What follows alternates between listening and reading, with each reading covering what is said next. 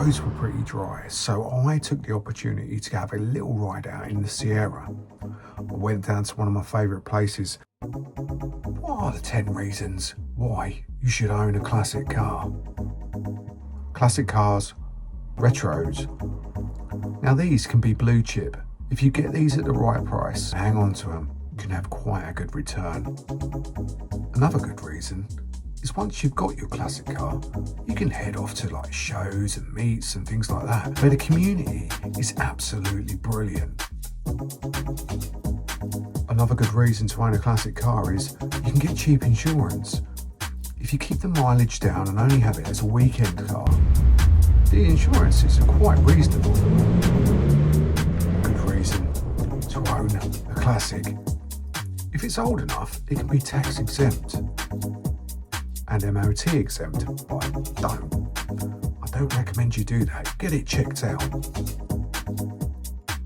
An older vehicle like this usually isn't subject to the ULEZ charges, so anybody in London having a classic car is a real benefit. Enjoyment.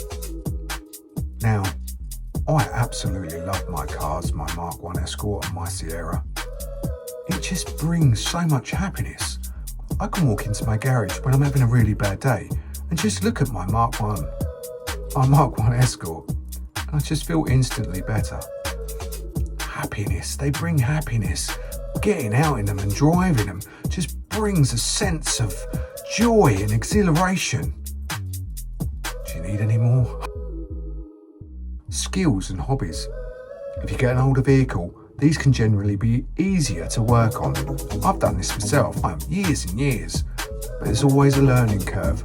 And these classic cars, can boost your skills.